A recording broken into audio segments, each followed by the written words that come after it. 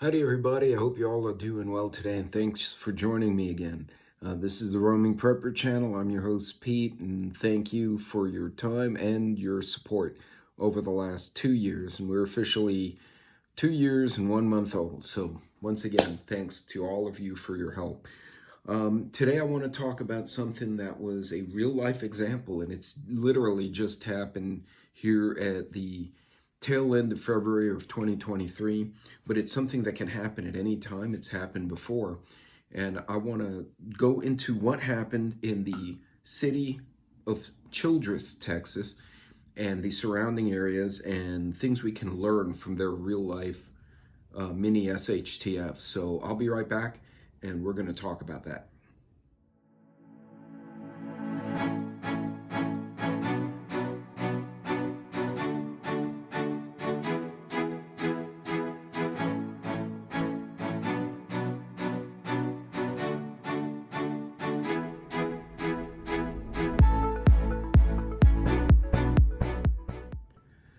Welcome back, everybody, and thanks for joining me today.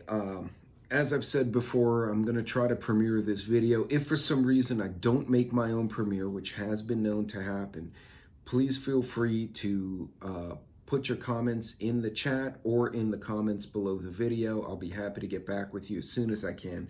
To give you some background, so we had some weather come through Texas, which involved a very large storm that basically went across the country. So states up in the north were getting massive, in some cases, record amounts of snow, all the way to the Dakotas, across Michigan, etc. And then south, we were seeing thunder, lightning, rainstorms. And then further south, it was just a windy front with some precipitation. Nothing really exciting. This is an example of what Childress, Texas, the kind of information Childress, Texas was getting a couple of days ago, along with other folks. And as you can see right there, they're indicating, and this is Chris Whited with Severe WX Chaser, at Severe WX Chaser on Twitter. Lubbock continues severe thunderstorm warning. Childress is just east of Lubbock.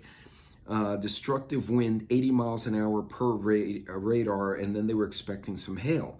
They weren't expecting any tornadoes. Now, for basis of comparison, 80 miles an hour, you're already in what would be considered hurricane force winds. Long story short, this was at 7:15 Central Standard Time a couple of days ago. By yesterday, when the storm actually went through, towns in the area were recording upwards of 115 to 120 mile an hour winds.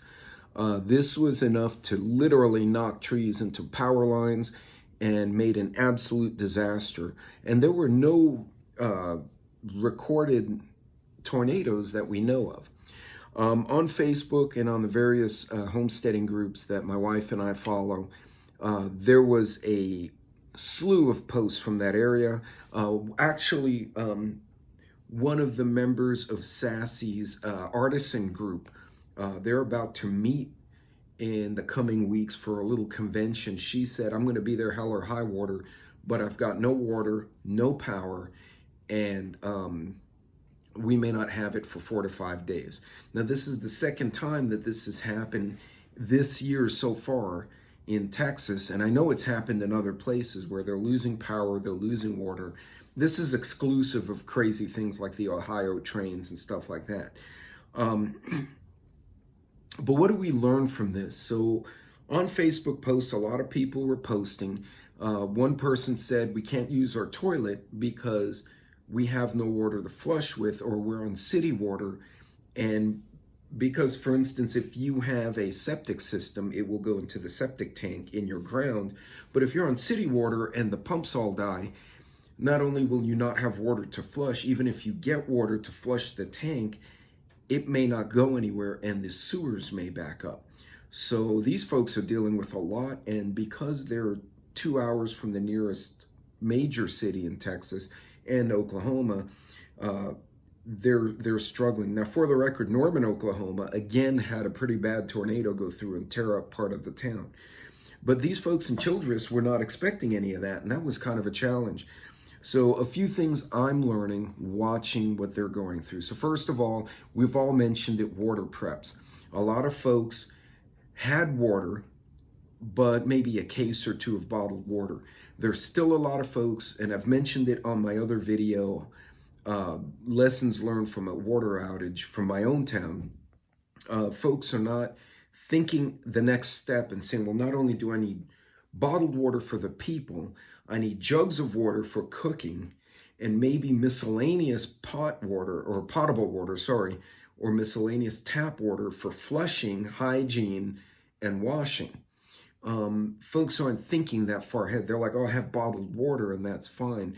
But you will go through that bottled water very quickly if you start taking care of your pets, watering your animals, watering your plants, and oh, you have hygiene, brushing of teeth, taking a bath, etc.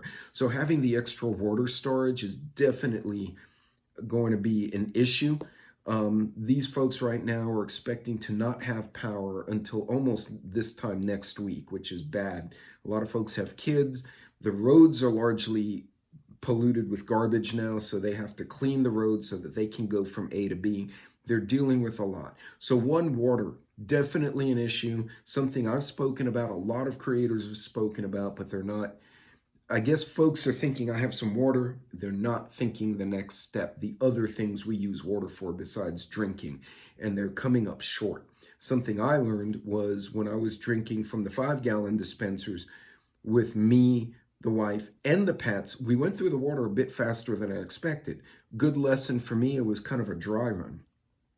Another thing, sanitation. With the water goes the sanitation. They cannot flush because the septic systems, or rather the city sewage is backed up. If they start flushing, it may come back up and put garbage and soil their floors with sewage. And you don't want that. That would be the last thing you want. That kind of situation will turn your house into a toxic waste area. Basically, it's more than just simply getting flooded.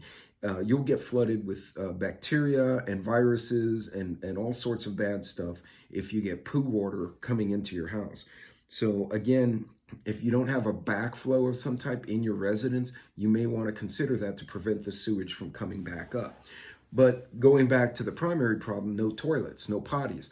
One person was ingenious. They actually staked fence stakes into the ground, took chicken wire around it, put privacy sheeting, if you will, and they put a potty seat, one of those camping toilet seats, on a bucket outside of the house. So if you have to go potty, according to the Facebook post, the kids are peeing in the bushes, which the kids think are funny, but solid waste is going in the toilet. And that particular family has a few acres, so they designated a larger bin as the receptacle for solid human waste, and they're trying to figure it out. And also, since they're not pooping in the house, it's not stinking up the house as much. So again, aside from the water, the sanitation and human waste is an issue. Now, third thing I'm learning from them is something I saw during, and I've seen all this kind of stuff during hurricanes. The third thing is the impassable roads. They have functioning vehicles, but they're having to go into the into the dirt, into the backwoods, into the trails, because the roads are impassable. And now some of them are experiencing, they're driving their vehicle through the back roads, they're getting flat tires in the dirt roads, a whole bunch of other things. So transportation, having alternate routes to get around your town or your area during this kind of emergency. There were a few reports of people getting hurt. A lot of them were, some of them said, oh, the ambulance is going to be 20 minutes or an hour or whatever. Again, having the first aid amenities to prevent you from injury or to mitigate an injury once you've had it is important. Now, I'd also like to say, if they're having that big a mess, there will be cleanup. So you need PPE for your cleanup. You need work gloves. You need goggles. You will need a dust mask if you start sawing or cutting sheetrock. You don't want to inhale that garbage. Again, a lot of us have heard enough about masks in general, but a good N95 respirator that you use for sheetrock or paint is more than sufficient for this kind of work. It'll keep some of the contaminants out during your cleanup, which is going to be larger particles, not small viruses. there'll be larger particles like dust and pollutants that you can avoid inhaling and, prevent some kind of bronchial issue. So a few lessons learned, and I think the reason this struck me so profoundly, and it's definitely got my wife's attention, is that we've gone through 8 hurricanes. I deployed for the last one we went through. You know the hurricane's coming, right? With modern technology, we know the hurricane's out there. It's a question of where it's going to go. This is not a surprise. It's not a magical thing. Poof, there's a hurricane. Now, tornadoes are poof, there's a tornado, but that area was not scheduled or listed to be a threat for tornadoes. Several hours to the east, yes, but not them. So they were not prepared for this wind. They did not keep awareness of it until they were getting hit with it.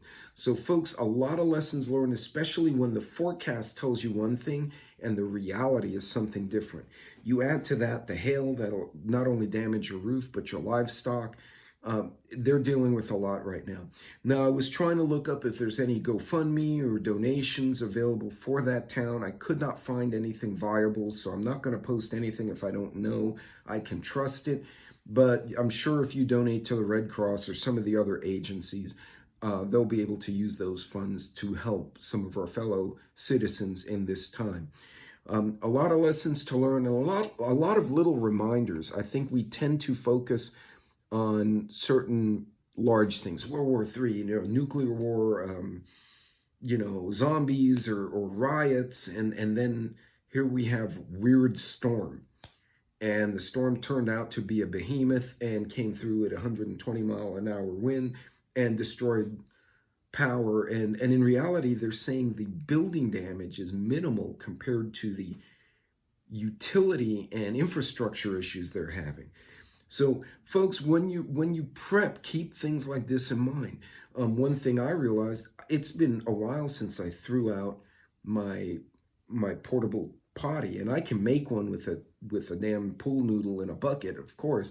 But that got me thinking, yeah, if we had that kind of issue, we'd have to poo outside. So I'm now rethinking that part of my preps. I'm also thinking maybe some additional water cubes for the non-drinking, non-cooking purposes that these folks are now experiencing. So I hope this was helpful. And again, this is a really simple but honest reminder of the things we're going to deal with going forward as we get these weather events. And again, whether it's an EMP, a hack, or just really nasty weather that gets worse than expected, we need to be able to roll with the punches.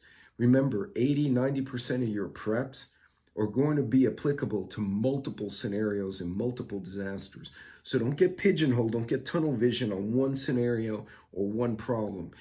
Try to keep a broader spectrum of your thought process as to how you like to get your stuff put together. So anyway, folks, that's it for this video.